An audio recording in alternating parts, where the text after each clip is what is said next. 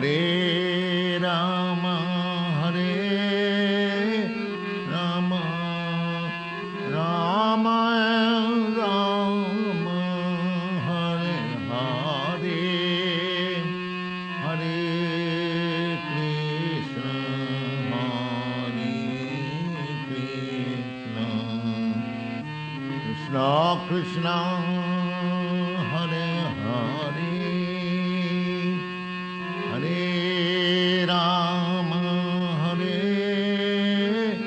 Rama, Rama Rama, Hare Hare, Hare Krishna, Hare Krishna.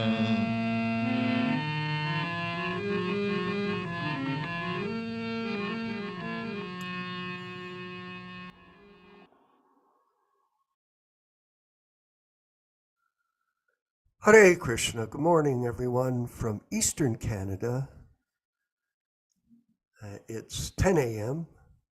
on Sunday morning, and around the world at different times, depending on where you're located. We have a worldwide community of Prabhupada disciples that come together 3 times a week, as you saw by the introduction, 3 times a week for readings and discussions from the original, unedited, unadulterated, unchanged books of His Divine Grace, A.C. Bhaktivedanta Swami Prabhupada.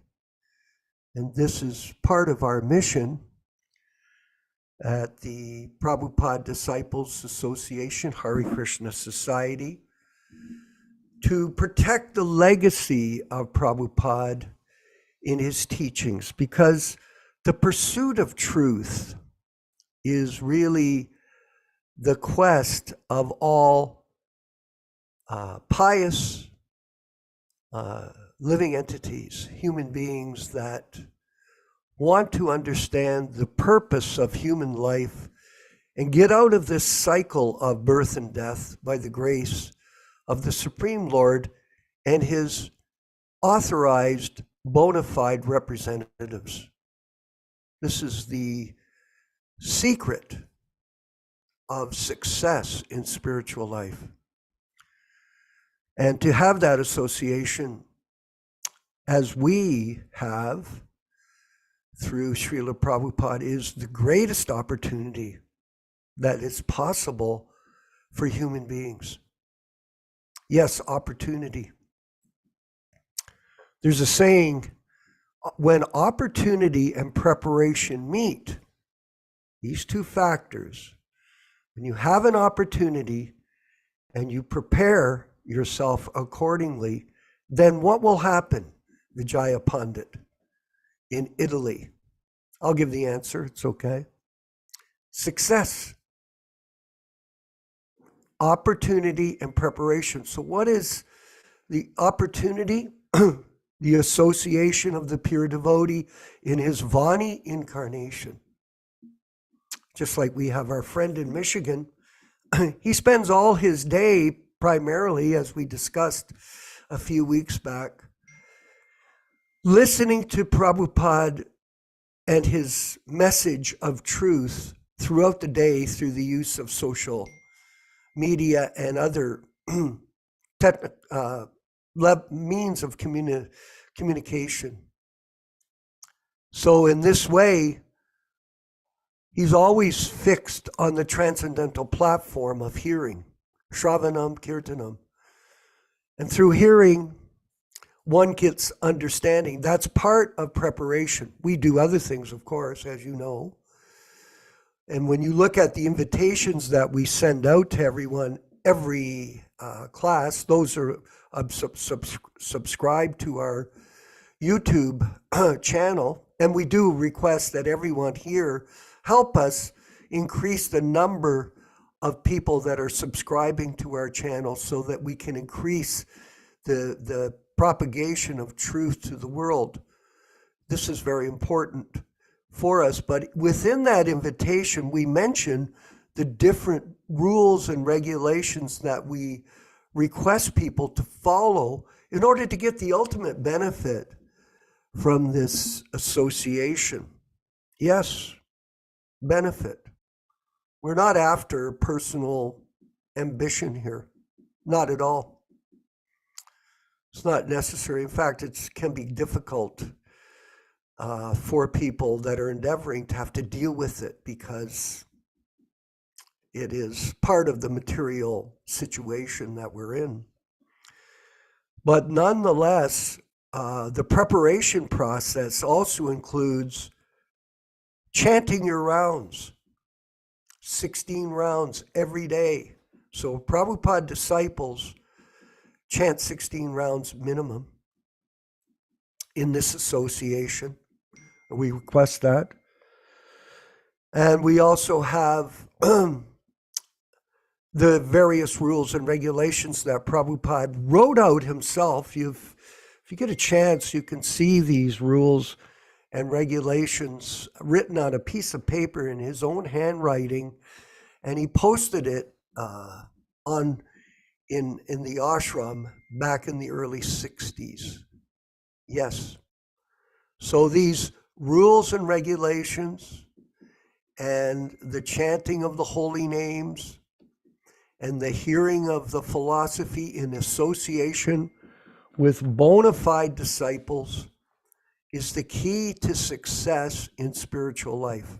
Guru, Shastra, and Sadhu. Guru, Śrīla Prabhupāda, in his Vani incarnation. Shastra, his unedited books. And Sadhu, his disciples that follow these instructions strictly and propagate them to others. Simple logic, everyone, not complicated. Complicated for the difficult, the crooked. Very simple for the servants of A.C. Bhaktivedanta Swami Prabhupada. And these principles are the principles that we propagate the truth to others. Yes. And we're not afraid to speak the truth, and we're not compromised by other people and their opinions. People have opinions. I was talking to Vijaya Pandit yesterday. We had a nice conversation for about an hour, and he was telling me about some Prabhus that he's known for many, many years. They have opinion. Oh, and they're telling him, oh, we don't agree with you and your position as a Prabhupada disciple. Okay, that's okay. You have an opinion, but that's all it is. Just like everyone has a body odor. Opinion means nothing. Repeating the truth from the bona fide spiritual master and supporting that principle, that is fact, not opinion. We are not fault finders, we are fact finders.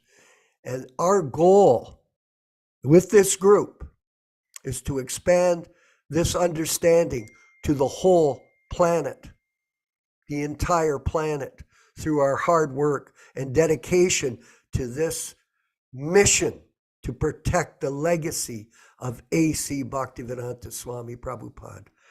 And that legacy is very nicely explained in his Prabhupada diaries. And these are the diaries. Here's the picture of it. See that? Somehow or other, these Baldi Mardan had these diaries, and he released them to the BBT, and as a result, they were, here we are. They were made available to the public, and we're very fortunate to have got these diaries from Brahmananda Prabhu while he was still alive, and his brother Gargamuni, who is still alive and preaching very nicely in Vrindavan, India, away from the ISKCON camp, by the way. They don't like him to go there because he has an opinion that they don't agree with. The Bowery Summary, April 1st to June 30th, 1966. Now remember, Prabhupada's in the office there, in that office building. It was just broken into, and therefore, he's making a plan to go to the Bowery, and we'll go to the summary here. I hope we can get that. Yeah, thank you. Beginning with the first meetings at the Bowery Loft, more people attend the classes. Śrīla Prabhupada maintains contact with Dr. Mishra and occasionally visits Ananda Ashram on the weekends. Harvey Cohn loans Prabhupada his typewriter, and Paul Murray supplies a tape recorder for the classes. Paul expresses seriousness about becoming a Vaishnava and runs daily errands for Śrīla Prabhupada. Śrīla Prabhupada attempts unsuccessfully to get free passage for Paul to go to India on the Scindia shipping line. At the end of April, Śrīla Prabhupada vacates the room on 72nd Street. Around the beginning of May, Carl Jurgens, later to be initiated as Karlapati Das, begins attending the meetings and donates a tape recorder. At the request of some students, Śrīla Prabhupada begins teaching Sanskrit. On May 9th, 14 men and women attend the class, so that's a big turnout. Śrīla Prabhupada begins the process of incorporating a society and gives Carl a copy of the Memorandum of Association of the League of Devotees, which he had used years ago in India so he can consult with a lawyer. Śrīla Prabhupada discusses with Carl the use of the drug LSD and convinces him that it is unnecessary for spiritual realization. Śrīla Prabhupada receives a letter from Makalinloy Brahmachari in India, who offers to come to America to help in the mission. On May 25th, Śrīla Prabhupada holds consultations about incorporating the International Society for Krishna Consciousness. Some days later, Śrīla Prabhupada meets with Stephen Goldsmith, a lawyer. This effort continues until July, when the society is registered. At the end of May, Paul's behavior becomes erratic due to intoxication. Śrīla Prabhupada looks for a new place. In June, the weather becomes very hot and attendance at the classes increases. On July 9th, Śrīla Prabhupada receives the final letter for Sri Padma Pat Singhainia, refusing to help with the purchase of a temple building. On Sunday, June 12th, Śrīla Prabhupada holds the first feast for the members of this fledgling society and cooks 12 different preparations. 16 people attend. On July 23rd, Mike, later become Mukundadas, asked to become a Vaishnava and tells Śrīla Prabhupada he will marry his girlfriend. Later on, in September, in Śrīla Prabhupada's apartment on 26th Second Avenue, Mukunda and Janaki are married in the first wedding ceremony to take place in ISKCON, presided over by Śrīla Prabhupada. Through this event, it is not mentioned in Śrīla Prabhupada's journal. So here we go. So we're going to go through the April highlights just briefly. And in this way, we can get an idea. Books. One, Mr. Papa came to see me. He saw the books, took one copy of the first part and paid $6.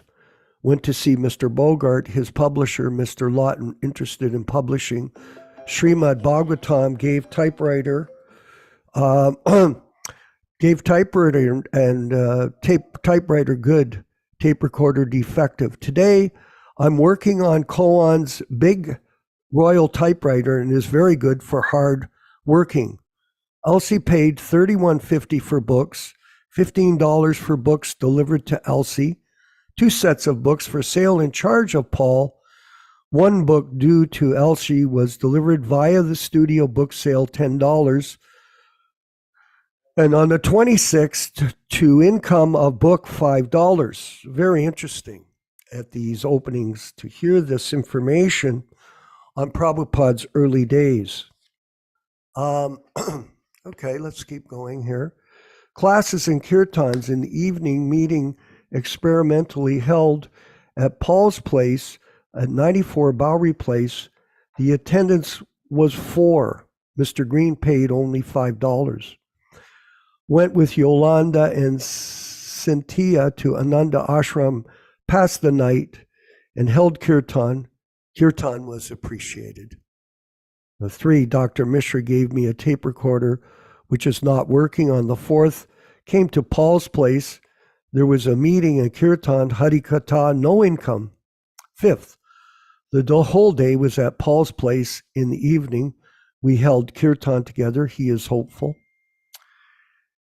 6th, at evening, there was a meeting. There were 7 boys and girls, all attended the meeting carefully. Some brought rice, atta, and fruits. There was no collection. I cooked food and dined with Paul and Sakar. Paul promises to organize. He attend the morning class punctually. On the 8th, the whole day and night, also I stayed at Paul's. Evening, there was a meeting. 7 boys and girls attended. Contribution was $5 and some fruits also. In the evening, the was meeting. 7 gentlemen attended. The collection was $5. On the 13th of April, the evening, 8 ladies and gentlemen attended the meeting. Income $1. On the 15th, a collection in the meeting of $4. On the 16th, Yolanda took me to the ashram and there was a kirtan in the evening. On the 20th, evening meeting at 7 to 9 p.m., only 4 persons attended. The collection was $4. In the evening, 5 gentlemen attended. Contribution $4. That's on the 22nd. An evening meeting held on the 25th. The contribution was $14. On the 26th, 25th, $4.60. Sorry. 27th evening, the meeting was 6 ladies and a gentleman attended. Income was $5. On the 28th, today, I brought all things from 72nd Street to Paul's Loft. So he's going to move in. And 29th, there was a meeting. 5 gentlemen attended and a contribution of $14. On the 30th, today, Paul and him, myself, observed Ekadasi in the afternoon. We both went to Ananda Ashram. Okay, so tomorrow or on Wednesday, we'll read the letters and contents, and we'll move forward into the detailed explanation of the days by Śrīla Prabhupāda in his diaries. So we're getting an idea of how he's evolving through situation, his mission, and improving it and expanding it by the mercy of his Guru and Krishna through all difficulty. All glories to Śrīla Prabhupāda, all glories to the Sankirtan movement. Now we'll have the chanting of Jaya Radha Madhava, and then the class by his and discussion, reading and discussion with Yashodanandana Prabhu in snowed-in Twain Hearts in the mountains of California. Haribol. Jaya Radha Madhava Kunja Bihari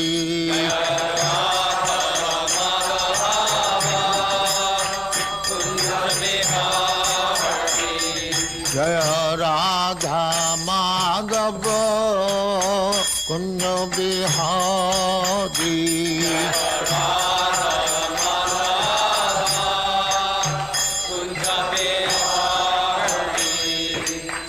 Yashodanandana Brajajana Ranjana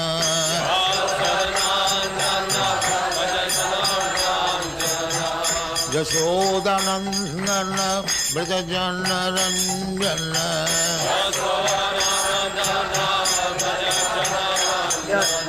You know I made a broadcast.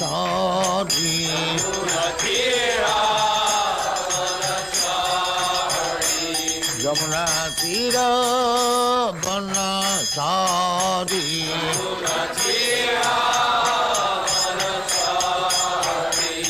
Jaya Radha Madhava Kunja Bihari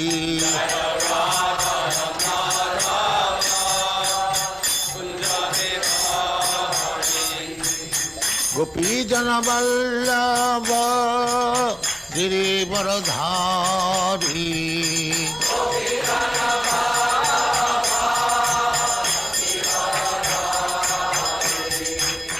Gopijana Vallabha Girivardhari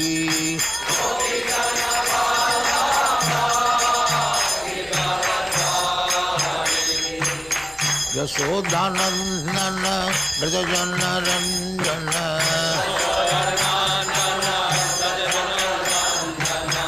Yasodhanandana Brajajana Ranjana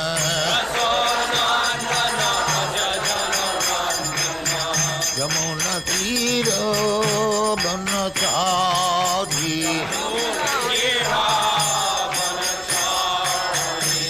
Yamuna Tira Banachari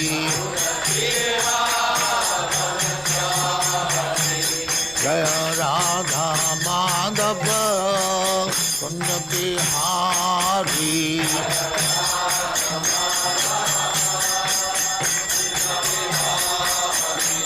Jaya Radha Madhava Kunda Bihari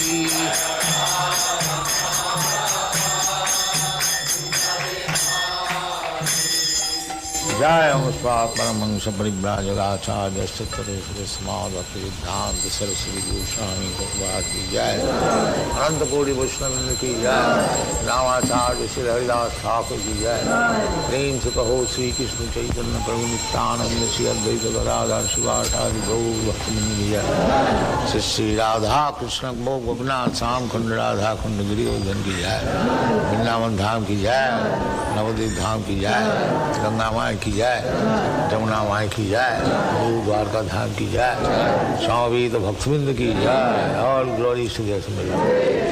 All glories to the Assembly. Thank you very much. All glories to you, Śrīla Prabhupāda. Glories to you, Prabhupada.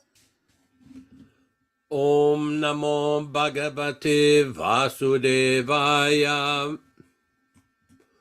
Om Namo Bhagavate Vasudevaya. Om Namo Bhagavate Vasudevaya. O my Lord, Sri Krishna, the son of Vasudeva, the all-pervading personality of Godhead, I offer my respectful obeisances unto you from Śrīmad-Bhāgavatam 1:1:1.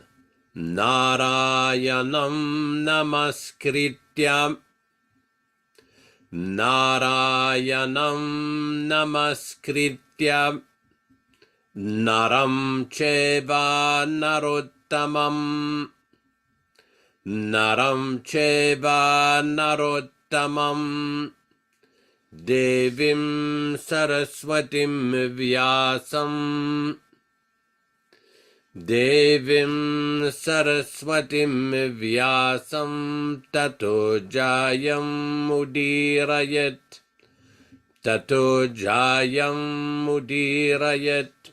One should utter the means of conquest, Śrīmad-Bhāgavatam, after offering respectful obeisances, 1, to the personality of Godhead, Narayana, 2, to the Narayana Rishi, who is the supermost human being, 3, to the Mother Saraswati, the goddess of learning, then 4, to Śrīla Vyāsadeva, the author, from Śrīmad-Bhāgavatam 1-4.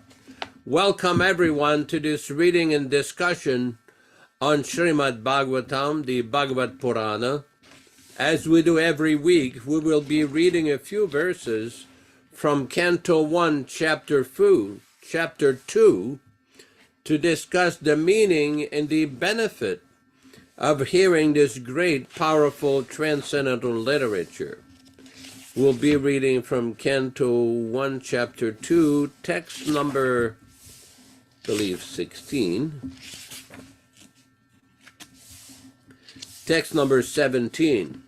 Śrīmvatam svakata Krishna Punya Shravana Kirtana Hridyanta Yasto hyabhadrani vidunoti suritsatam. Sri Krishna, the personality of Godhead, who is also the Paramatma in everyone's heart and the benefactor of the truthful devotee, does cleanse the desire for material enjoyment in the heart of the devotee, who has developed the urge for hearing his, Krishna's messages, which are themselves virtuous when properly heard and chanted. Text number 18. Nashta prayeshu babhadreshu nityam bhagavata sevaya bhagavati uttama shloke bhaktir bhavati naistiki.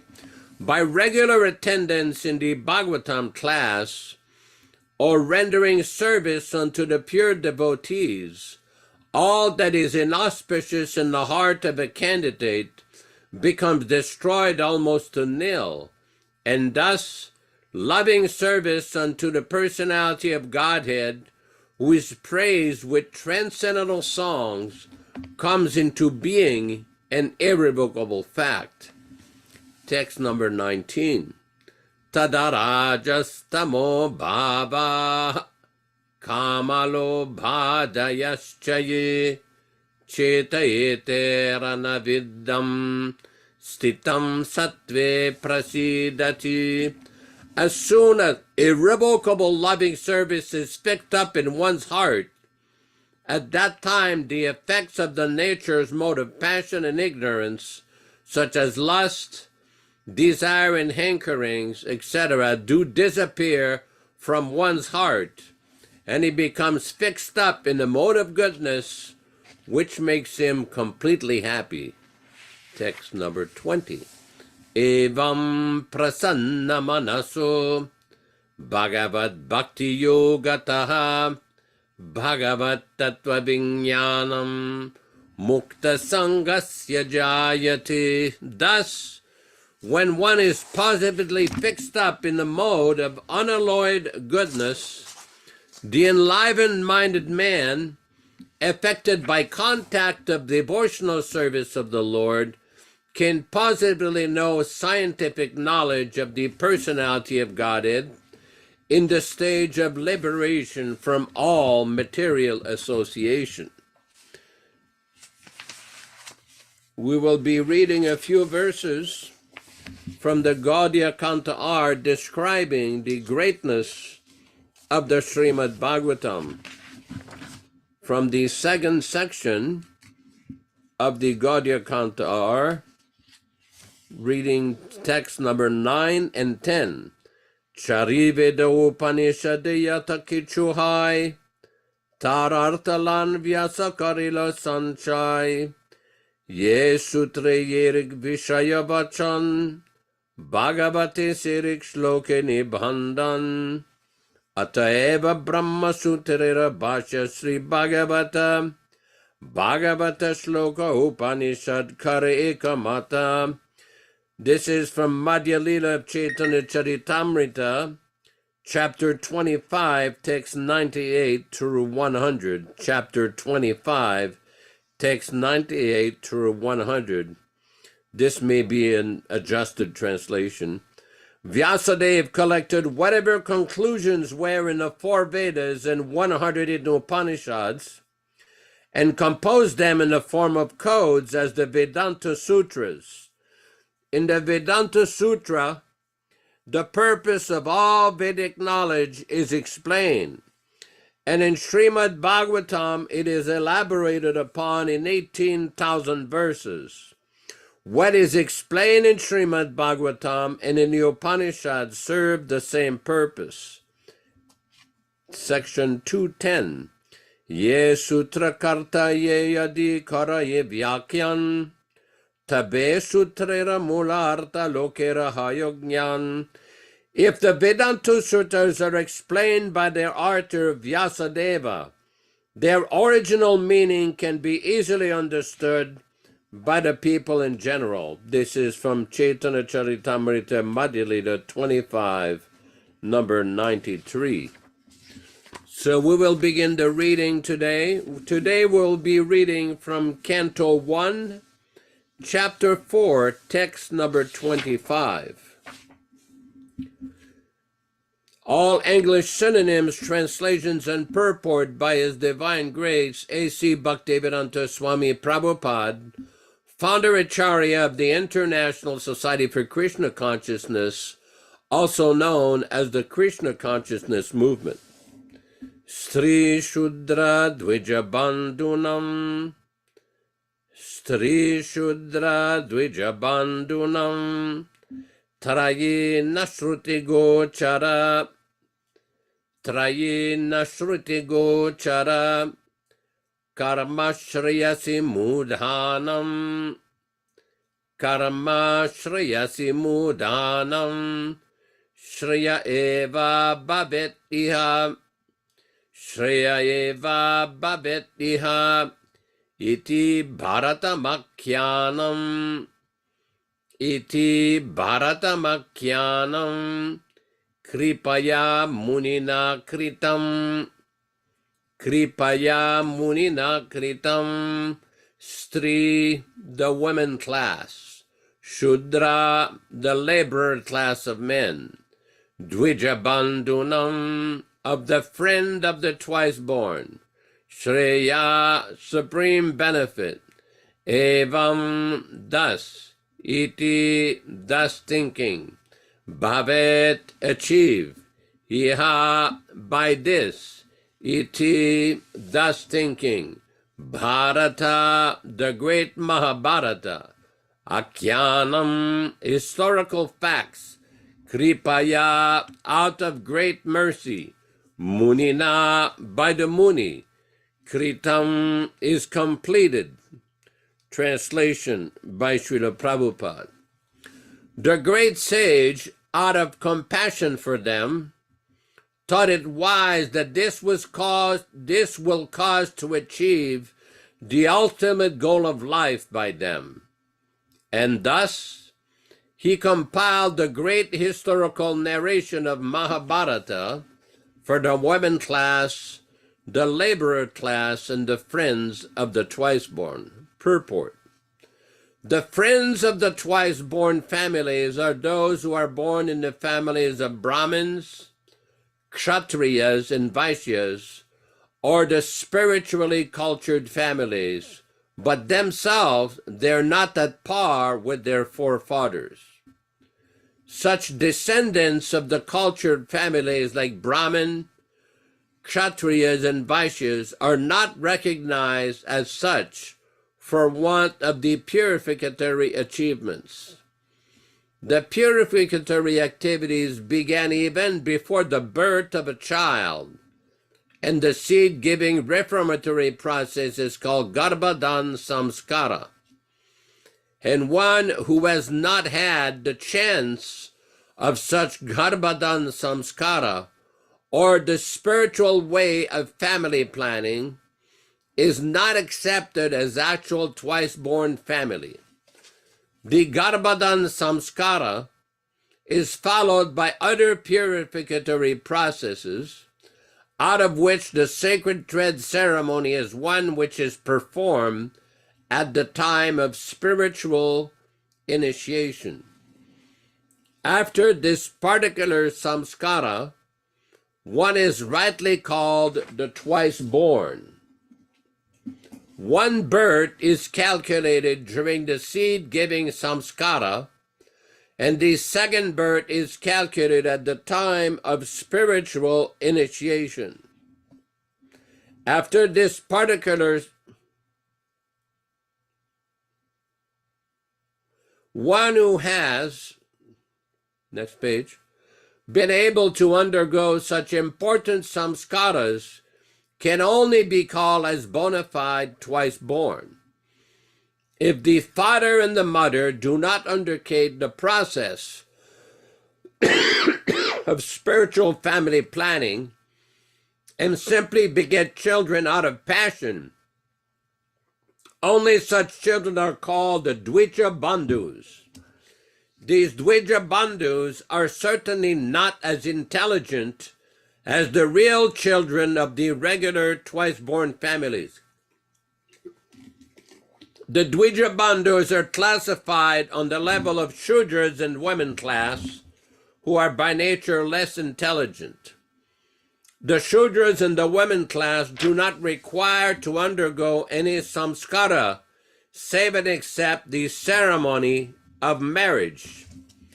This less intelligent class of men, namely the women, the Shudras, and the unqualified sons of the higher caste, are devoid of the necessary qualifications for understanding the purpose of the transcendental Vedas. For them, the Mahābhārata was prepared. The purpose of the Mahābhārata is to administer the purpose of the Vedas, and therefore within this Mahābhārata, the summary Veda or Bhagavad Gita is set in. The less intelligent class of men are more interested in stories than in philosophy, and therefore the philosophy of the Vedas, in the form of the Bhagavad Gita, spoken by the Lord Sri Krishna, is set in. Vyāsadeva and Lord Krishna, both of them are on the same transcendental plane, and therefore both of them collaborated on the plan of doing good to the falling souls of this age. The Bhagavad Gita is the essence of all Vedic knowledge. It is the first book of spiritual values, and same as the Upanishads are. The Vedanta philosophy is the subject matter for study of the spiritual graduates, and only the postgraduate spiritual student can enter into the spiritual or devotional service of the Lord.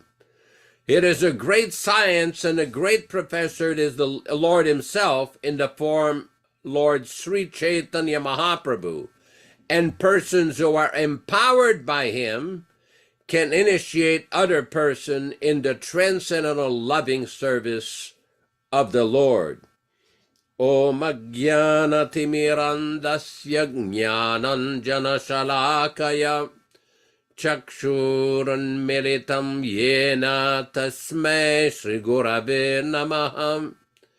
Nama Om Vishnupadaya Krishna Prestaya Bhutale Śrīmate Bhaktivedanta Swamin Niti Namine Namaste Saraswati Deve Gauravani Pracharine Nirvishesha Shunyavadi Paschatya Deshatarine Bhakti Siddhanta Shishyaya Bhaktivedanta Namine Prasannaya Prashantaya Tasmai Shri Gurave Namaha.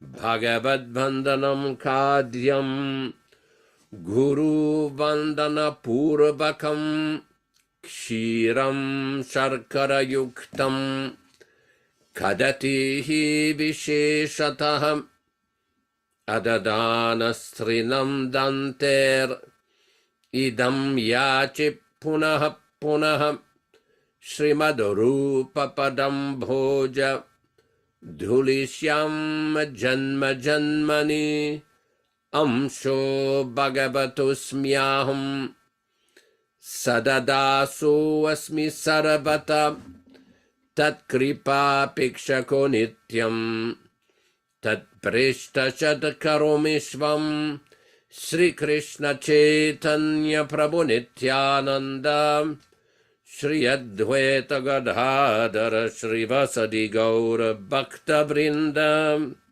Hare Krishna Krishna Krishna Hare Hare Hare Rama Rama Rama Hare Hare.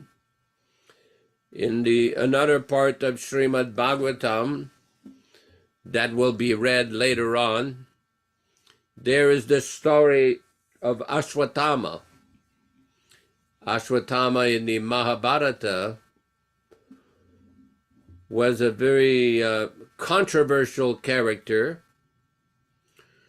who killed the sons of the Pandavas.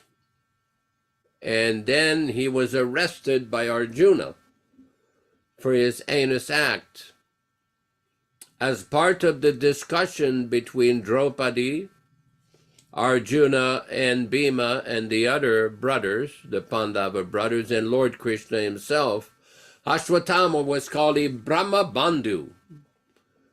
Brahma Bandhu means a friend of the Brahmanas, that although he was born in a very auspicious situation, because of his heinous behavior and non-Vedic behavior, he was called a Brahma Bandhu, a friend of the Brahmanas. And this is what Prabhupada is discussing in this text, of various individuals who are born into circumstances where they're not really qualified to be called Brahmanas. They're really not qualified to have the position of Brahmanas, so they are called Brahma Bandhus, or Dvija Bandhu. Dvija means twice born. We are referring to Vaishyas, Kshatriyas, and those born in Brahmin families, but do not act like Brahmanas. Śrīla Prabhupāda is mentioning a very important point about the samskara. It is described by Śrīla Prabhupāda, quoting from the Skanda Purana, Janmana jayati shudraha, samskarat bhavet dvijaha. Other times Prabhupada is Kali, Kalo Shudra Sambhavaha, that in this age of Kali, everyone is born a Shudra. And one can become a Brahmana, or first-class person, by the process of samskara, or reformatory purificatory ceremonies.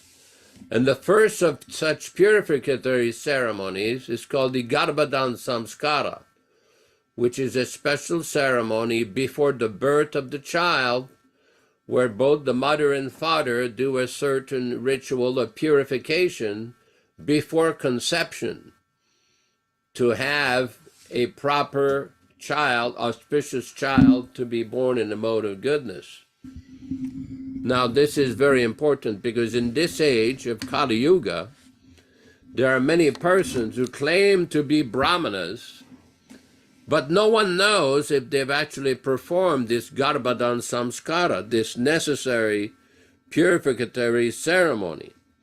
So this is very important. And here in this text it is described of Vyāsadeva, out of his compassion. The Sanskrit word is kripaya munina kritam.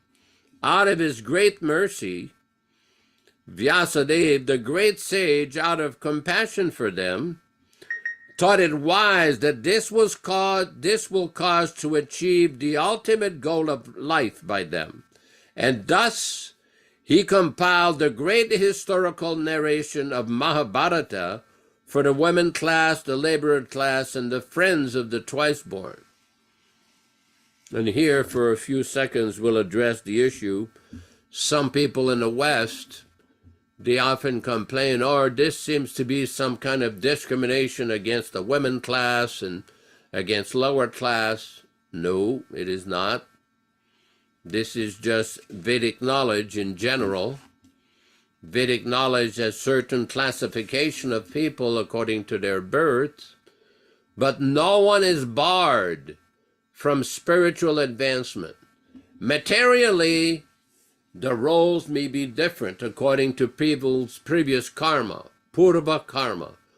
Purva in Sanskrit means previous, karma means previous actions. One obtains a certain body in a certain place, in a certain country, in a certain family, with a certain set of senses, according to one's activities in a past life. This is the material situation. But spiritually, everyone is equal. Every living entity is equal as a spirit soul. Aham Brahmasmi.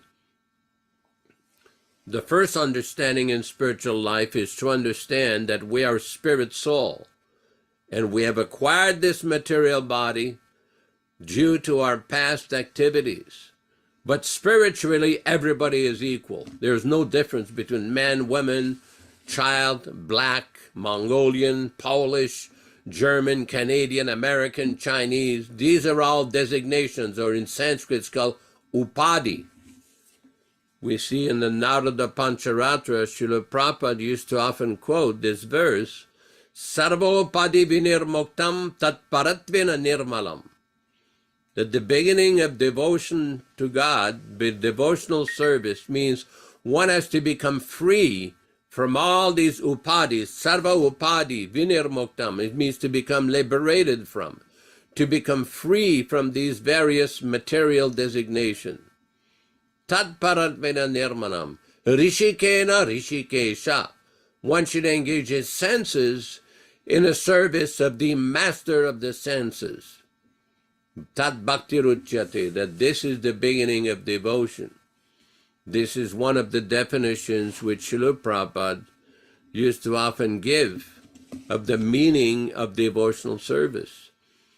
So this is a very important point. In the Mahābhārata, which is basically the history of the world, this is the history of the earth planet, of all the generations before 5,000 years, all the way from the beginning of creation to the battle of Kurukshetra 5,000 years ago.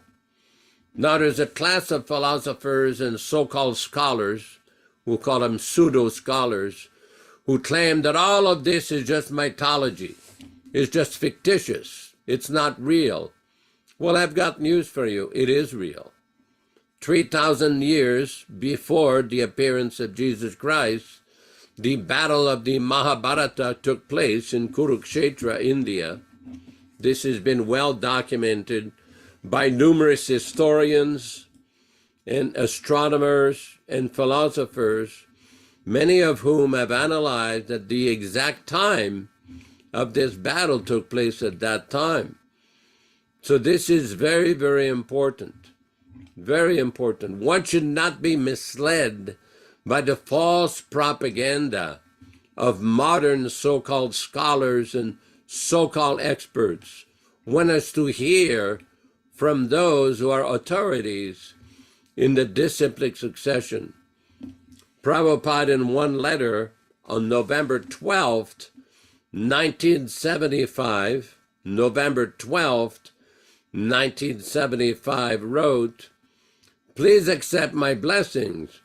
I'm in due receipt of your letter dated November 2nd, 1975, with enclosed articles, and have noted the article. So those who say that the Mahābhārata battle was fought 3,000 years BC, that is correct. But they had a big meeting with big professors, but was there any conclusion? No. So therefore, these kind of meetings are all useless. Unless there is some conclusion, it is simply a waste of time." So this is very important point.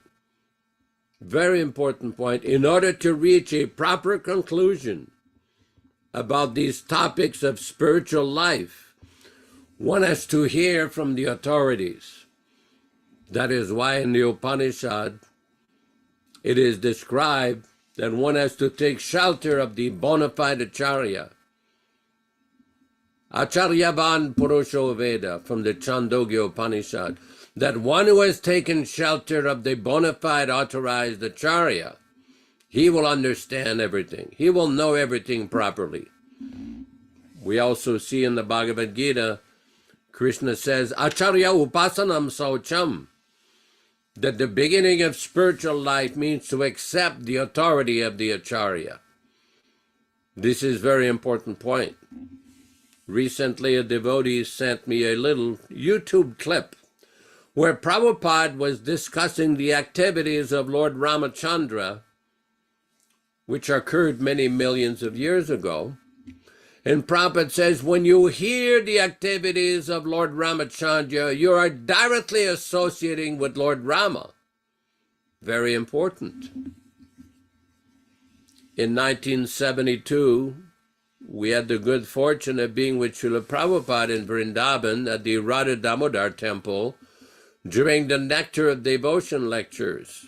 This was a series of lectures that Śrīla Prabhupada was giving at the end of October, beginning of November 1972. Although it was a little chilly at that time in Vrindavan, it was very blissful. Śrīla Prabhupada would give the lecture every morning, lead the kirtan. And in one of those lectures, Prabhupada made a very, very important statement. And Prabhupada says, when you're reading the Nectar of Devotion, you are directly associating with Śrīla Rupa Goswami. Because many times person will say, well, you can't just read a book, you have to associate with a living, physically present person.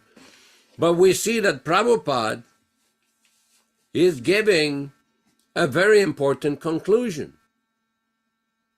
That's why Prabhupada presented these books, this transcendental knowledge, this transcendental vani or instruction. Because anyone in any part of the world at any time can directly associate with Śrīla Prabhupada.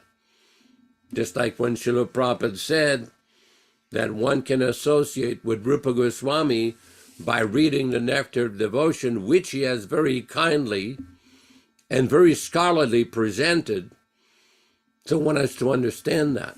And one should not be misled by individuals who claim that Śrīla Prabhupada did not give a systematic presentation of bhakti. No, he did give a very systematic, very organized presentation of bhakti in the Nectar of Devotion. The Nectar of Devotion is the English translation of the Bhakti Rasamrita Sindhu, compiled by the greatest authority in the Gaudiya Vaishnava Sampradaya after Lord Chaitanya, Śrīla Rupa Goswami Prabhupada. Śrīla Rupa Goswami had received direct instruction from Chaitanya Mahaprabhu himself when he was in Banarasi, and he was empowered by Lord Chaitanya to go to Vrindavan to reestablish the places, the sacred places of Krishna's pastimes, and to write books on the science of bhakti.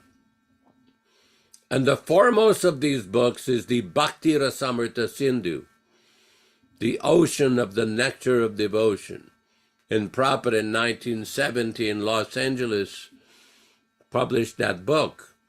Very important book, because when this book first came out, I remember I was in Los Angeles at the time, and several devotees, many senior devotees who had direct access to Prabhupada, they went to Śrīla Prabhupada and asked him, this book, Śrīla Prabhupada, seems to have some sections which are difficult to understand. And Prabhupada's reply, well, with this situation, you just read it again. They said, well, what if we read it again and still do not understand? Prabhupada said, well, you read it again and again, and eventually you will understand. The point being that if one hears submissively from the Acharya, the knowledge would also be revealed. As part of our discussions here on Saturday morning and Sunday morning, we've often discussed how one senior devotee went to Śrīla Prabhupada and asked him, of all the things you have taught, what's the most important? And he quoted that verse from the Shvetashvara Upanishad, Yasya deve parabhaktir, yata deve tata guru, tasyete katitayartaha, prakashante mahatmanaha. That for those who have firm faith in the spiritual master and the spiritual Lord, the Supreme Lord, all the imports, all the meanings of the Vedic literature is revealed. The Sanskrit word is prakashante mahatmanaha. This is not a mechanical process. It is not an artificial process. This is a very scientific, systematic process of chanting, of hearing, and gradually of purification that one will gradually understand. Everything will be revealed if one follows the path properly. And this is the greatness of Śrīla Prabhupāda, that he was able to introduce his books and to demonstrate practically how to practice devotional service so that any person in any part of the world, in any situation, man, woman, child, it doesn't matter, black, blue, white, red, Mongolian, Japanese, Chinese, American, Canadian, French, British, it doesn't matter where one is born or what circumstances, anyone who hears the message of Śrīmad-Bhāgavatam, Bhagavad Gita, will get the ultimate transcendental benefit. Very important point. We just wish that everyone can take shelter and get that great benediction from Śrīla Prabhupāda. Thank you very much. Hare Krishna, Hare Krishna. Haribo, thank you very much, Yashodanandana Prabhu. And this particular section of the Bhagavatam and this purport where Prabhupada is explaining about these verses for our benefit is part of the history of mankind. The Śrīmad-Bhāgavatam is very informative for us. And it is noted that, as you quoted in the verse, Kalo Shudra Sambhava, everyone in this Kali Yuga is born a Shudra or even lower than a Shudra. So this includes all classes of men. And specifically, Lord Chaitanya appeared to deliver the most fallen. So this is the mercy that we are all experiencing here in 2024. And we all know our backgrounds. And we all know our fallen conditions because we weren't trained by our parents how to live in Krishna consciousness, like Śrīla Prabhupāda was trained from his early birth. In fact, we had much different experience. But nonetheless, Prabhupada carried out the mission of Lord Nityananda and Lord Chaitanya without any hesitation. And he engaged equally men and women in his Sankirtan movement based on this principle that we are all the eternal servants of Krishna, Nityo Nityananam, Chaitanas Chaitananam. And being parts and parcels of the Lord, our constitutional position is to be situated in devotional service, irrespective of birth. And it is interesting that in the pastimes of Lord Chaitanya and Lord Nityananda, a situation came up, one of the most famous stories of Jagai and Madhai, who were two drunkards, debauchees.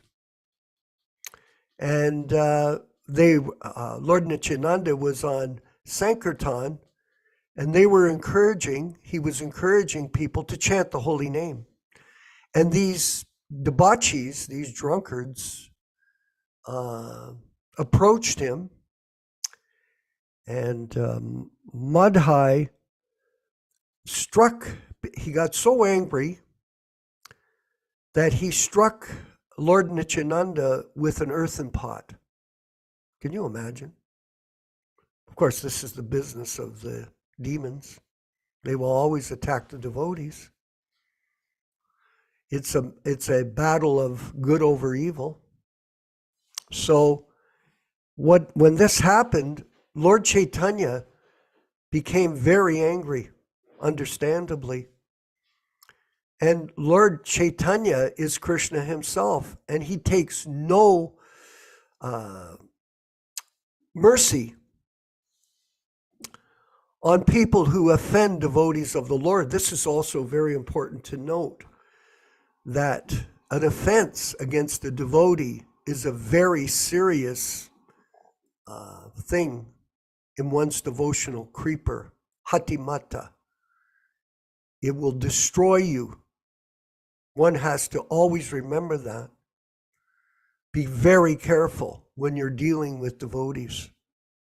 You commit offenses like that, rumor mongering, fault finding, criticizing, speculating. It's very interesting. Yesterday, I was discussing with Vijaya Pandit in Italy, and he was saying, well, sometimes when you Prabhupada disciples speak, you talk about your association with Prabhupada. It seems to be false ego. I associated with Prabhupada, you didn't. If you can't explain the pastimes that you had with Śrīla Prabhupāda, how else can other people understand Prabhupada and your realizations with him and the mercy he gave you? That's not false ego. Oh, I met Prabhupada. Oh, look at his false ego. This type of madness goes on in the mind of a neophyte, not even neophyte devotee. Fault finding, as Yashoda knows, and I've spoken this many times, I find it despicable. It's horrible. Rumor mongering, mental speculation. If a person is pointing the finger at somebody else, they should point it at themselves. And if they can't see it, we understand that. What can you do? This goes on in the world. It doesn't matter who you are. Especially people you can see in the material society, when people take a leadership position on any level, they're targeted. So this particular situation goes on in all spheres of life: controversy, difficulty, internal fighting, etc. But getting back to the pastimes of Jagai and Madhai, what happened was that although Lord Nityananda was struck by the pot and his appeared to be damaged, his body, Lord Chaitanya came to kill these people because of offenses. Oh yeah. That happened in a particular situation in Toronto where some people attacked us. Actually, it was an attack from within, amongst our own God brothers. They planted guns in the building. They oiled them and drilled out the serial numbers, Yashoda. And you'll know, Murli Krishna got arrested. The police came and found the guns in the tower under the plot given by one of our God brothers, who I got recommended for initiation, by the way. Can you imagine? Just like one of our God brothers came from West Virginia, sent a group of people, Keith Ham, and they stole the Prabhupada Murti and Prabhupada shoes out of the temple. Our own people trying to kill us. This goes on. Fault finding, these types of tendencies go on. And if they think we haven't experienced this, we have gone through this whole madness and seen how this can destroy a mission because of internal fighting. We are not here to fight. So what happened was that Lord Nityananda requested Lord Chaitanya, you have come to deliver the most fallen. And the means for that is the chanting of the holy name. And in this way, both of these people surrendered to Lord Chaitanya and to Lord Nityananda, and they took up the chanting of the holy names. So this is the process. The process is to work together and to serve the mission of Lord Chaitanya together, and in this way take shelter of the lotus feet of the bona fide spiritual master, A.C. Bhaktivedanta Swami Prabhupada, as a cooperative group of Prabhupada disciples. Yashodanandana Prabhu, please, if you could. This is a very important point that's being raised here, because we see in the history of the movement specifically after Prabhupada's manifested presence, that many individuals took it upon themselves to manufacture different interpretations of Śrīla Prabhupāda's instruction.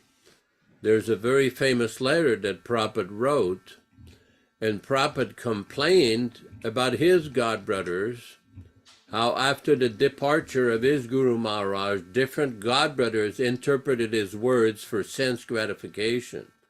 And Prabhupada says, I'm always afraid of this great crack.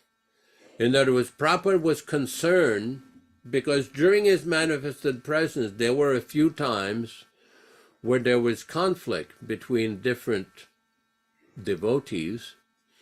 And Prabhupada, because of his masterful, very patient, very gracious, and very considerate, and very expert way of dealing with devotees, would solve the issues. But he was concerned of what would happen after his departure, and we saw exactly what happened, where different persons, specifically certain leaders, interpreted Prabhupada's word in a way for their own personal sense gratification. Now, some people may object, well, no, they were preaching, they were doing management, they were doing this, they were doing that. What Prabhupada means by sense gratification is this tendency for profit, adoration, and distinction. That is a very dangerous disease. That is why there are divisions. That is why there are schisms. That is why there are so many problems in the movement. Because once you eliminate that problem, that profit, adoration, distinction, and everything else that goes on with it, then the bhakti can flourish. Otherwise, it's not bhakti yoga, it's bhukti yoga. It's mishra. Mishra in Sanskrit means mixed. It's devotional service, yes, but it's mixed up with fruitive activities, mental speculation, sense gratification. That's not what Chaitanya Mahaprabhu taught. It's not what Śrīla Prabhupāda taught. So we have to be very careful. Prabhupada used to often quote from the Upanishads, use these two words, kshurasya dara, that the path of spiritual life is as sharp as a razor's edge. Recently, I was shaving my head and shaving my face, and a little inattention, and whoops, a little blood came out. What happens if you shave and you're not careful? Blood will come out. So the samely in spiritual life, one has to be very careful. Yes, the mercy of the spiritual master is there. The kindness of the spiritual master is there. The association of the spiritual master is there. But we have to be very careful to follow his path, his instruction. And if people manufacture all these nonsensical interpretations, then there is major problem.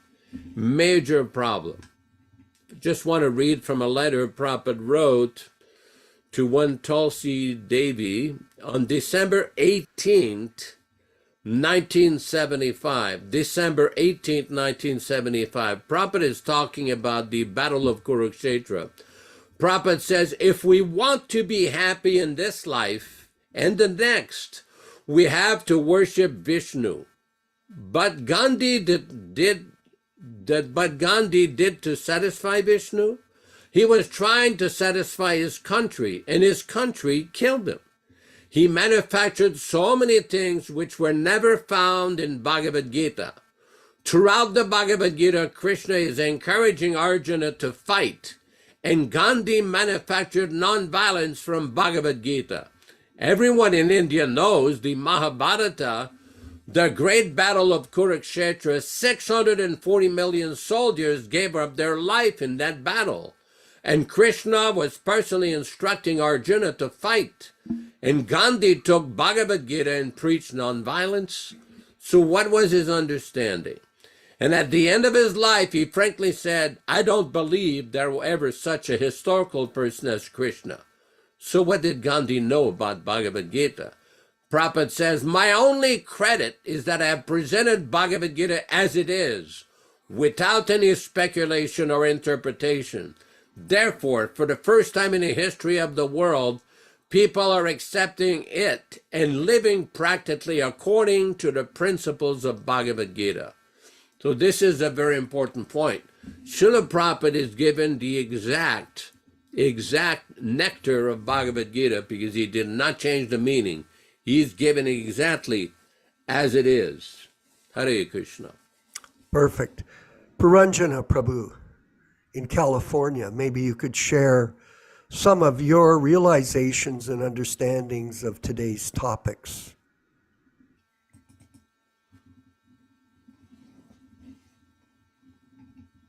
Is he there? I hope so. Puranjana Prabhu. We can move forward and see if he comes later. Dharma Bhavana in Dallas, Texas.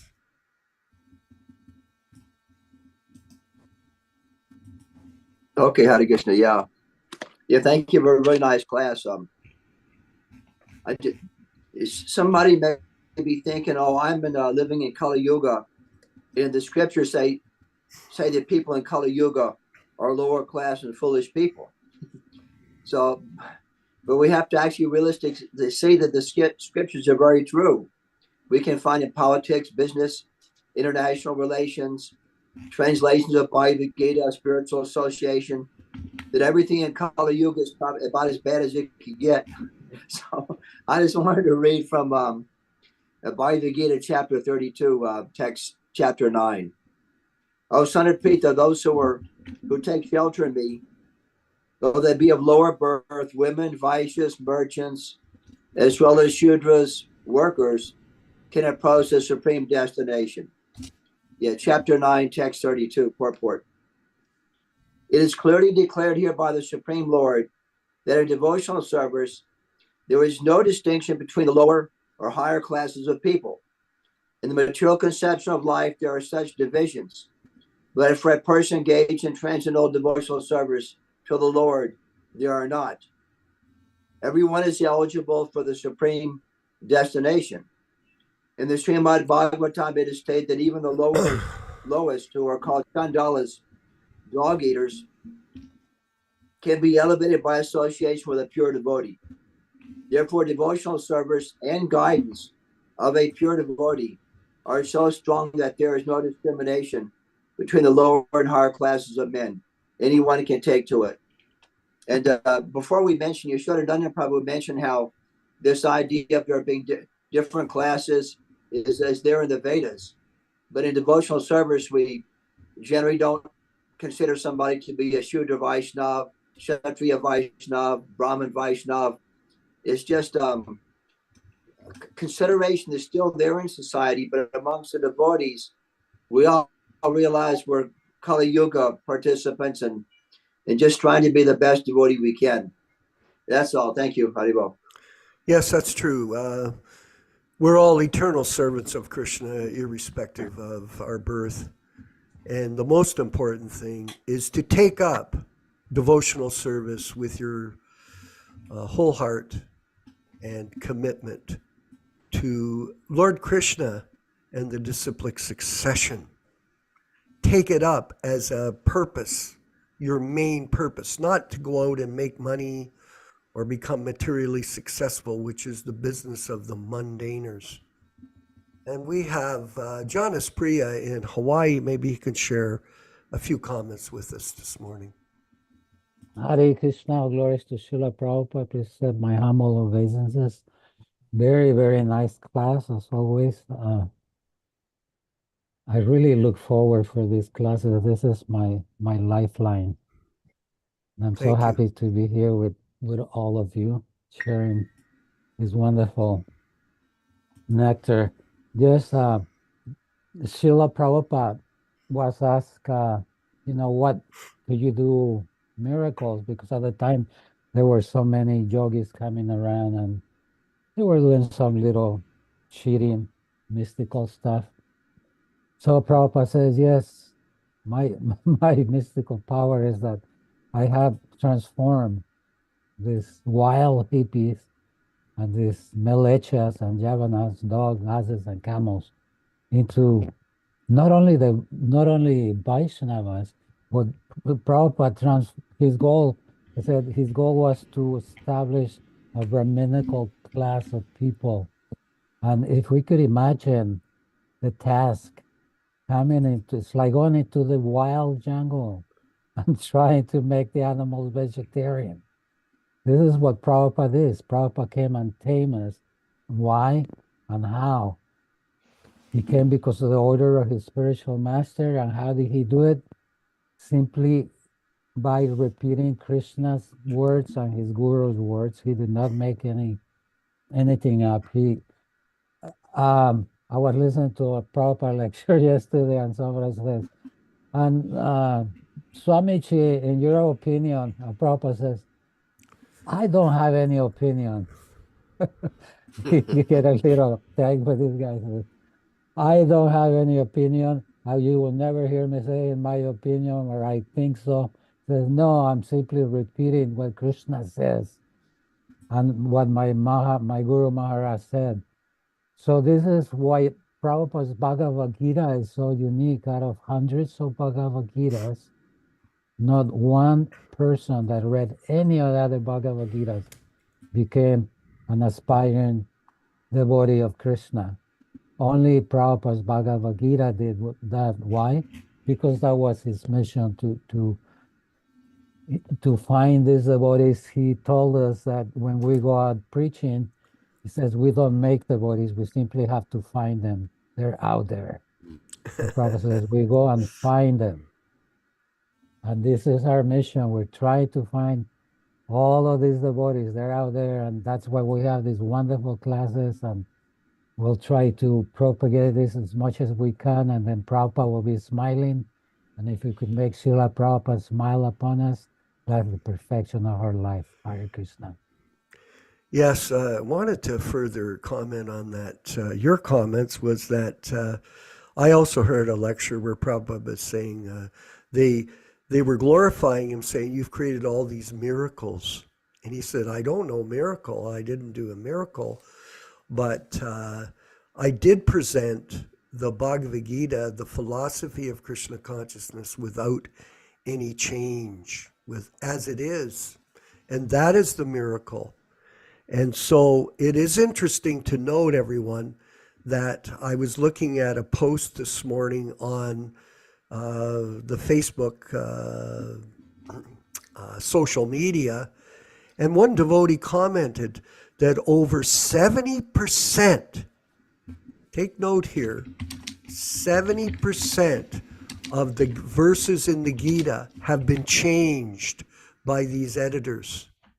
So how is it that Prabhupada presented something that he said was unchanged, and then these disciples of his, so-called disciples, have changed 70% of the verses because they felt they needed to correct his explanation? Very serious. We have Preeta Devi Dasi in Dallas, Texas as well, who is a friend of Dharma Bhavana's and a participant in our programs. And I was hoping maybe she could share some questions or insights on today's verses and discussion with us. Preeta in Dallas, Texas. Devi Dasi.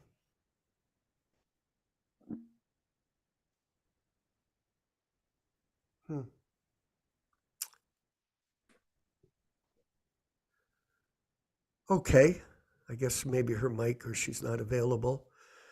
Yashodanandana Prabhu, could you further comment for us? Very important discussion here. This point that was raised by our good friend from Hawaii, Janice Priya, that we are trying to give the connection with Śrīla Prabhupāda to everyone. And one of the biggest obstacles that we face is a class of followers or devotees, or pseudo-devotees, according to some, who are hell-bent on changing the works and the writing legacy of Śrīla Prabhupada. Of course, this is all being done under the plea of editorial correctness or grammatical correctness, but people see through it. I've often given the example, for example, if you take the Vedanta Sutra commentary of Nimbarkacharya, called Parijata Kaustuba, and you change some Sanskrit words and go to their acharyas and say, we've written a different commentary here. Your commentary has been edited. Who will accept that? Try the same thing with the Madhvas or the Ramanujas or any of the original traditional Vaishnava Sampradayas. They will not accept. Of course, the argument might be, well, this was written in Sanskrit, that's different. Prabhupada wrote his books in English, he dictated them into English, and he requested that they be edited before they were published. But not this perpetual re-editing and changing, because we see that what they try to do is introduce nonsensical philosophical ideas with their corrections. We see this in the Bhagavad Gita. From he has seen the truth, to they have seen the truth. In the Chaitanya Charitamrita, in the introduction of the chapter 1 of the Adi Lila, they purposely changed the statement when Śrīla Prabhupāda said that Jagannath Das Babaji initiated Bhaktivinoda Thakur. They didn't like that, so they changed it. So this kind of nonsensical, whimsical behavior is a very, very dangerous. Very dangerous. And that is why many devotees are seeing that this mentality of changing, this perpetual changing and twisting and misinterpreting Prabhupada's instructions is causing great havoc. And this is not just regard with the initiation issue, it's with practically every issue. And we see the result is a class of devotees who are, so many devotees are confused. Of course, by using one's intelligence and a little bit of logic and reason, it's not very difficult to deal with this. One can easily see what to do. We see Prabhupada in the first canto of Bhagavatam, we've read this, in the 4th chapter, when the rishis of Naimisharanya had accepted Sonaka Rishi as the leader there of the group, all the sages, and Prabhupada writes in the purport, he's explaining in one purport how no one should be willing to hear one who does not represent the original Acharya, unquote. Now in our movement, in this Krishna consciousness movement, Śrīla Prabhupāda, I'm referring to His Divine Grace A.C. Bhaktivedanta Swami Prabhupada, he is our original Acharya. And anyone who does not factually represent him, who misinterprets his teaching, who twists his teachings, or blatantly deviates from his teaching, should not be accepted. Because this creates a big problem for everybody. Anybody is entitled to accept Śrīla Prabhupada as their spiritual master. It doesn't matter where they are, what their situation is. Anybody can accept. This is not very complicated to understand. What we have is people who've set up a toll gate between Śrīla Prabhupada and the newcomers, and they want their fee, they want their toll, they want their payment. But this is nonsense, and people are seeing through it on so many levels. Just recently, thanks to Vishwakarma Prabhu, I'm just getting acquainted with some basic features of Facebook. I'm a little bit behind the times here.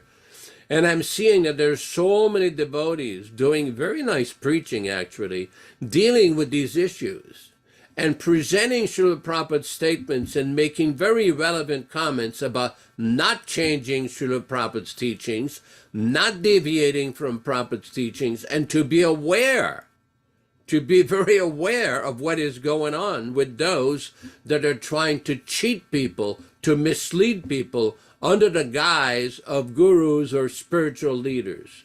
Everyone should be aware of that. Hare Krishna. Yes, very much so. And I wanted to just quickly comment to our group of Prabhupada disciples here, and we'll take a question from Nilesh and Shama in a minute. The reason this comes up, Prabhus, is because we are conducting these classes. They are 4.5 hours per week out of 168 hours of time that we can spend at the various duties that we have in our life. And one of them is, along with our work or whatever service we have to do to maintain family and body, is we are reading the books. This is part of our sadhana. And I hope that everyone is enjoying the transcendental literature. And we're fortunate that we're able to still get the original copies of Prabhupada's books. You can see behind me, I've got a set of Bhagavatams, unedited Bhagavatams. And we also have sets of Chaitanya Charitamrita and the Bhagavad Gitas. So we spend our time studying these books on our own. Our life isn't about 4.5 hours here in this class where we get association and discussion. So we're bringing this up because these issues come up in the philosophy that Prabhupada is presenting to us in these purports and letters and other methods of distribution of information that we have of his messages. So it's in support of his messages that we're speaking. It's not to try to clarify them. We're just showing people what the truth of the matter is. And that is the purpose behind this. So when you do get the literatures, you can enjoy the books without having them contaminated or adulterated by other people who had no right to do this. And this is the hoax, the ISKCON hoax that is being perpetrated throughout the world. Nilesh Sharma in Miami, Florida, how are you? Please Hare share Krishna, your Prabhuji. comment Jai Śrīla or your comment or question as the last section of our program. Hare Krishna, Prabhuji. Hare Krishna. Jai Śrīla Prabhupāda. Yes, if anybody who wants to know what those book changes are and how often these book changes are, there is a website called bookchanges.com. There's a website called bookchanges.com. If you were to go on that website, they will give you systematically all the changes which have been done. Okay? And I just wanted to share with you is that one episode which happened to me in ISKCON Miami, where, typically in the month of December, they try to, distribute Śrīla Prabhupāda's books. So the people came to me, the concerned so-called devotees came to me and says, would you sponsor one case or whatever you want to for the distribution? I said, yes, I will, but provided it is the original book, 1972 version, only that I will sponsor. So they go away, and of course, after a few weeks or a few months, they come back to me. Yes, we can distribute the original. Why? Because if you see again, ISKCON proper, they have started reselling or printing Prabhupada's 1972 version. And do you know what they write down on the bottom of the front page or the front book cover of the book? No. They write down original. So if this is original, then what is the other books? Simple logic. So it is, it is, these people are so crazy that they can't even cheat properly. You see what I'm saying? So if you write original over there, and then what other books are you distributing then? Fraudulent, so fraudulent books. Go ahead. So that is for the smart person to understand. Krishna has to bless you with a certain intelligence to do that. And the other part which I wanted to ask Yashodananda Prabhu, that they put a toll gate. I don't mind paying a toll, but will that toll gate and the road with the toll gate take me to the final destination? That is the question. So, yes, Prabhupada also has a toll gate for us. What is the toll gate? Following the four regulative principles, chanting 16 rounds, reading his books, and associating with like-minded devotees. I would add like-minded devotees, because devotees will come in all kinds of forms, shapes, who will sell you these books. They will sell you this book which is written original on it. Then you need to think, what are the other books? You see? So I don't mind paying the toll, but will that toll road take me to the final destination? Yashodanandan Prabhu. Well, that's a very good question. Prabhupada has warned many times of what happened if devotees deviate or disobey the instruction of the spiritual master. I mean, this is not like a secret or some kind of secret understanding that anybody has. It's very easy to understand. It's not complicated to understand. I often give the example that in October of 1977 in Vrindavan, we were there in Prabhupada's room, and Prabhupada had requested that the bell in the Krishna Balaram temple should ring exactly every hour, 4 o'clock, 5 o'clock, 6 o'clock. And around later in the afternoon, exactly at 5 o'clock, the bell did not ring. And Prabhupada made a point why the bell did not ring. And Prabhupada, as part of these discussions, he made a point that my concern is that the aims and ideals of this institution may become dismantled. Now, if we look at the time that this was spoken like for just 1 month before Prabhupada departed. And Prabhupada was expressing very serious concern whether his followers would follow his instruction. Another time I was in Prabhupada's room where Śrīla Prabhupada were 2 of his GBCs, and he leaned over from his bed and he requested them, he says, please do not turn my institution like the Catholic Church or the Gaudiya Math. And what did they do? When you analyze what they did, they took the worst of these 2 institutions and introduced them into ISKCON. So the point being that Prabhupada has given plenty of instruction of what to do and what not to do. It's up to us to follow, and for the leaders of that institution to make the necessary corrections, the necessary rectification to put things in a proper way. That will have to be done whether they like it or not. Hare Krishna. Prabhupada, and thank you everyone for attending today's reading and discussions on Śrīmad-Bhāgavatam. And we'll be back next Wednesday evening at 8 p.m.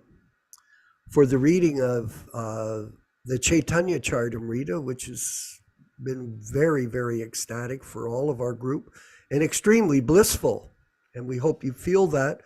And Vinkat Bhatta Prabhu, could you please put up our invitation just for a second here, just so we can show people. We have this invitation that we've created for printing. In other words, you can get it done in your local area as an invitation. Yes, here it is, to these classes. We want to increase our subscriptions. We're at 1,000 people now in our subscriptions. That's a very small number of people in terms of internet penetration or exposure. We want more, so there's a campaign, Janice Priya is doing it, and we want people to take this opportunity by being a part, just for 4.5 hours a week, being a part of this sadhana program that we've introduced on the distribution of the truth without any adulteration. So please, if you want to get this form, just send a request to Vinkat Bhatta Prabhu, and he'll send you the artwork. You can get it printed inexpensively locally in your area and start to distribute it. And let's increase the number of subscriptions to our Hare Krishna Society YouTube channel. So please do that. And this will be very positive. So thank you again. And we're going to move forward with the chanting of Hare Krishna, being led by His Divine Grace for us in his early days in the 60s. Hare Krishna.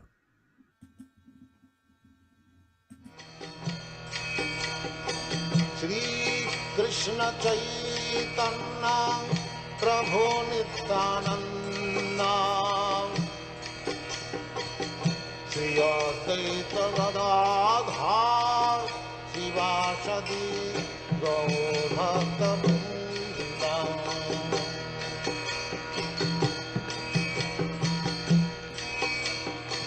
Shri Krishna Chaitanya Prabhu Nityananda Vyāsadeva Gadadhar Vyāsadeva Gaurabhakta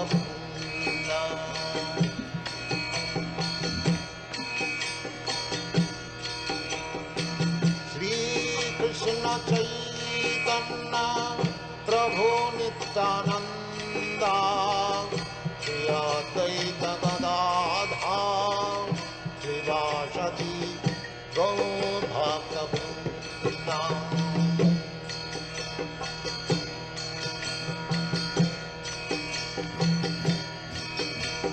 Krishna, Krishna Krishna, Hare Hare, Hare Rama, Rama Rama, Hare Hare. Hare Krishna, Krishna Krishna, Hare Hare, Hare Rama, Rama Rama, Hare Hare. Hare Krishna, Krishna Krishna, Hare Hare, Hare Rama, Rama Rama, Hare Hare. Hare Krishna, Krishna Krishna, Hare Hare, Hare Rama, Rama Rama, Hare Hare. Hare Krishna, Krishna Krishna, Hare Hare, Hare Rama, Rama Rama, Hare Hare. Hare Krishna, Krishna Krishna, Hare Hare, Hare Rama, Rama Rama, Hare Hare. Hare Krishna, Krishna Krishna, Hare Hare, Hare Rama, Rama Rama, Hare Hare. Hare Krishna, Krishna Krishna, Hare Hare, Hare Rama, Rama Rama, Hare Hare. Hare Krishna, Krishna Krishna, Hare Hare, Hare Rama, Rama Rama, Hare Hare. Hare Krishna, Krishna Krishna, Hare Hare, Hare Rama, Rama Rama, Hare Hare. Hare Krishna, Krishna Krishna, Hare Hare, Hare Rama, Rama Rama, Hare Hare. Hare Krishna, Krishna Krishna, Hare Hare, Hare Rama, Rama Rama, Hare Hare. Let us offer our respectful obeisances to all the assembled Vaishnava devotees of the Lord. Vanchakalpa tarubhyascha kripa sindubhya evacha patitanam pavanibhyo Vaishnavibhyo namo namaha. Hare Krishna, Hare Krishna.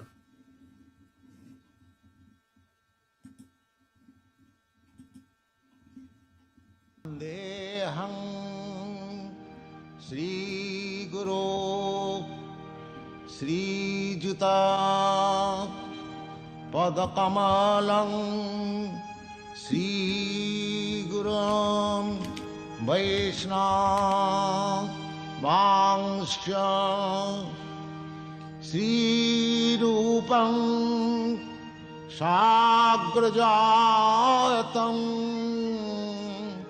Sahagana Raghunathannitam Tang Sajivam Sadaitam Savadhutam